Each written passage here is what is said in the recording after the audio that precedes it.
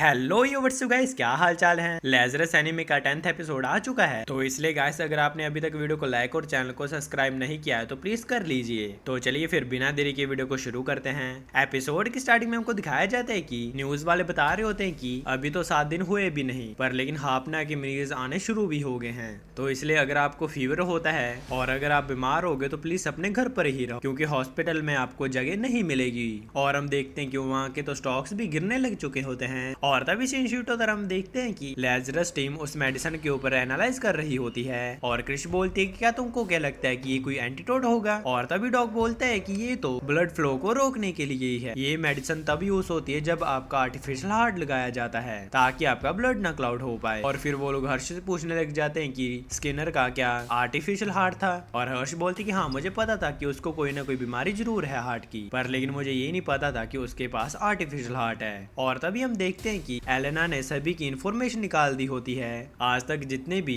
Artificial heart लगाए गए हैं। और उनको पता चलता है कि वहां पर तो स्किनर का नाम होता ही नहीं है। और तभी एक्सेल बोलता है कि हो सकता है कि उसका कोई खुद का ही डॉक्टर हो। और हर्ष बोलते कि हाँ, शायद से ऐसा हो सकता है। और हम देखते कि लीलैंड तो बहुत सैड बैठा हुआ होता है। और इतने में हर्ष बोलती है कि जो बहुत ही ज्यादा अमीर लोग होते हैं उनके लिए ऐसे प्राइवेट हॉस्पिटल होते हैं और वो अपनी प्राइवेट इन्फो ऐसे लीक नहीं करते हैं। और तभी लीलैंड उठता है और वो बोलता है कि शायद से मुझे कुछ पता है। और हम देखते हैं कि लीलैंड अपने कपड़े चेंज करके आ जाता है। और हम देखते हैं कि वो एक्सेल और डॉग को अपने साथ चलने के लिए बोलता है। और तभी हमको उसी एजेंट का सीन दिखाया जाता है जिसका नाम HQ होता है। और वो एक्सेल की लोकेशन को पता लगा रहा होता है। और तभी हम देखते हैं कि एक्सेल, डॉग और लीलैंड एक घर के आगे पहुंच जाते हैं। और हम देखते हैं कि उस घर का गेट लीलैंड जब बोलता है तभी खुल जाता है। और हम देखते हैं कि वो तो बहुत ही बड़ा एक मेंशन होता है। और तभी हम देखते हैं कि लीलैंड का स्वागत करने के लिए एक बंदा आता है और वो बोलता है कि हम आपका कितने टाइम से इंतजार कर रहे थे। और फिर हम देखते हैं कि वो लोग घर के अंदर चले जाते हैं। और तभी एक्सेल बोलता है कि ये क्या जगह है। और डॉग बोलता है कि मैंने सुना था कि एस्टन फैमिली बहुत ही ज्यादा अमीर है। और अगले सीन में हम देखते हैं कि वो तीनों ही बैठे हुए होते हैं। और तभी हम देखते हैं कि वहाँ पर एक लड़की आती है जो कोई और नहीं बल्कि उसकी बहन ही होती है। और वो बोलते हैं कि तुमको 4 साल बाद यहाँ पर कैसे याद आ गई आने की। और हम देखते हैं कि लीलैंड उससे माफी मांगने लग जाता है। और हम देखते हैं कि वो तो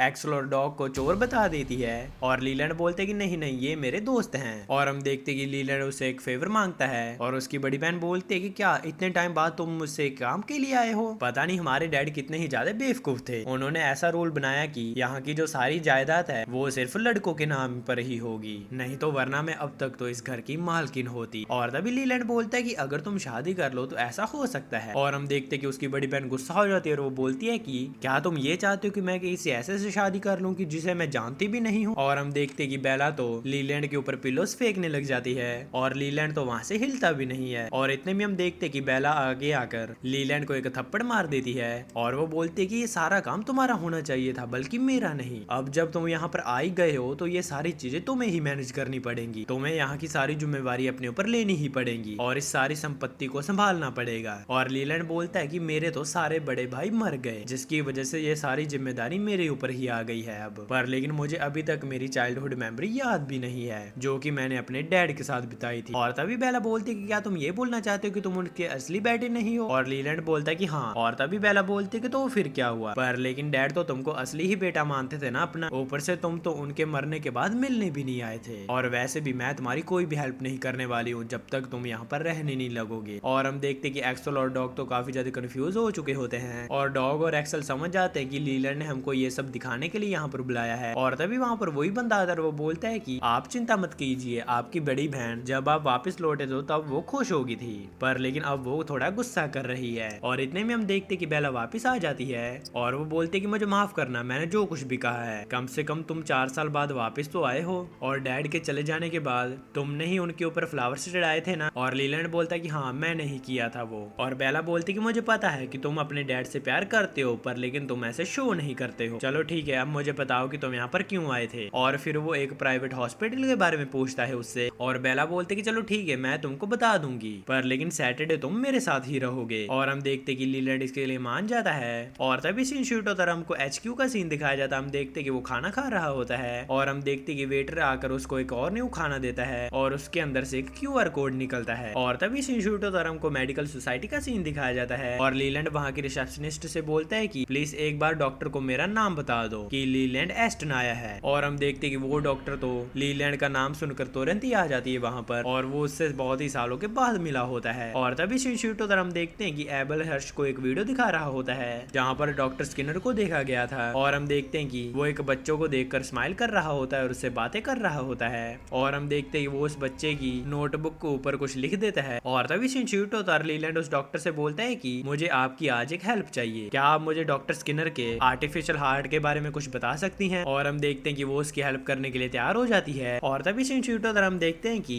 उस फुटेज में अब वहाँ पर सिक्योरिटी आ जाती है और डॉक्टर स्किनर वहाँ से भागने की ट्राई करने लग जाता है, पर लेकिन हम देखते हैं कि वो तो उनको घेर लेते हैं और हम देखते हैं कि वो उसके ऊपर फायरिंग शुरू कर देते हैं। और तभी हम देखते हैं कि उसके लगेज में से स्मोक निकलने लग जाता है और हम देखते हैं कि वहाँ के सारे सिक्योरिटी गार्ड बेहोश हो जाते हैं। और तभी एबल बोलता है कि मुझे लगता है कि डॉक्टर स्किनर उस सूटकेस में कुछ लेकर जा रहा था जो कि हापना से रिलेटेड है, पर लेकिन उससे भी ज्यादा शॉकिंग चीज और है मेरे पास कुछ बताने को। और तभी शिनचुटो तरह को पता चलता है कि डॉक्टर स्किनर ने अपना हार्ट तो आर्टिफिशियल लगवाया होता है और वो बोलते कि मैं तुम्हारी ज्यादा तो हेल्प नहीं कर सकती हूँ। और तभी हम देखते कि वो उसको एक पेन ड्राइव देती है और वो बोलते कि इसमें सारा डाटा है कि डॉक्टर स्किनर का हार्ट इम्प्लांट किसने किया और वो कौन इस टाइम उसको मॉनिटर कर रहा है। और अगले सीन में हम देखते कि वो लोग वहाँ से जाने वाले होते हैं और वो डॉक्टर उसके डैड के बारे में बातें करने लग जाती हैं उससे। और फिर वो डॉक्टर बोलते कि जब तुम डॉक्टर स्किनर को पकड़ो तो तुम सबसे पहले उसको यहाँ पर लेकर आना ताकि मैं उसको चेक कर सकूं, क्योंकि हमको उसको जिंदा ही पकड़ना है ना। और अगले सीन में हम देखते कि वो लोग वापस आ चुके होते हैं और लीलैंड उनको बोलता है कि मुझे माफ करना, मैंने तुम लोगों से एक और बात छुपाई है। और एक्सेल बोलता है कि यही ना कि तुम एक स्पाई हो। और लीलैंड बोलता है कि तुम लोगों ने मुझे बोला क्यों नहीं। और एक्सेल बोलता है कि हम सभी लोग यहाँ पर कुछ ना कुछ वजह से जरूर हैं। और हम देखते हैं कि लीलैंड रोने लग जाता है और हम देखते हैं कि जैसी एलेना उसकी दी गई हुई पेन ड्राइव को एनालाइज करती है वो देखती है कि उसके आर्टिफिशियल हार्ट को कोई अभी भी मॉनिटर कर रहा है। और हम देखते हैं कि वो उसकी लोकेशन निकालने वाली होती है, पर लेकिन तभी शूट होता है।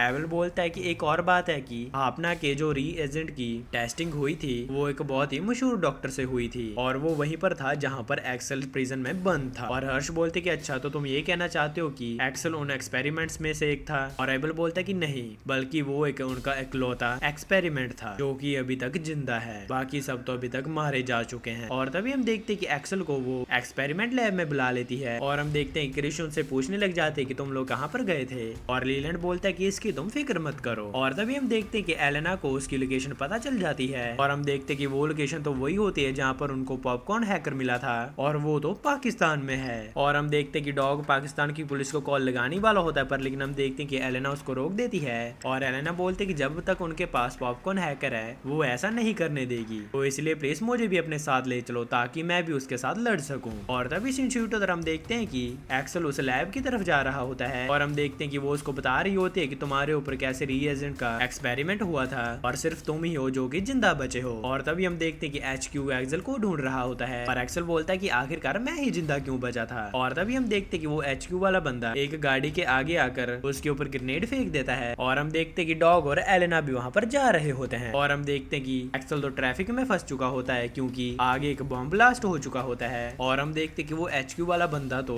एक्सेल की तरफ ही आने लग जाता है और हम देखते हैं कि उनके पास सिर्फ 6 दिन ही बचे हुए होते हैं। और इसी के साथ हमारा ये एपिसोड खत्म हो जाता है। गाइस मुझे कमेंट करके बताइए कि आपको ये वीडियो कैसी लगी और अगर आप चाहते हैं कि मैं कोई और एनिमे एक्सप्लेन करूँ तो आप मुझे कमेंट सेक्शन में बता सकते हैं। और हाँ गाइस, इस महीने के एंड तक हमको 1 के सब्सक्राइबर भी कंप्लीट करने हैं, तो इसलिए आप सब्सक्राइब भी जरूर कर लीजिए चैनल को। वीडियो पसंद है तो वीडियो को लाइक और चैनल को सब्सक्राइब करके जरूर जाना। मैं जा रहा हूँ, आप भी अपना जरूर ध्यान रखना। मैं मिलता हूँ आपको नेक्स्ट वीडियो में। Thanks for watching.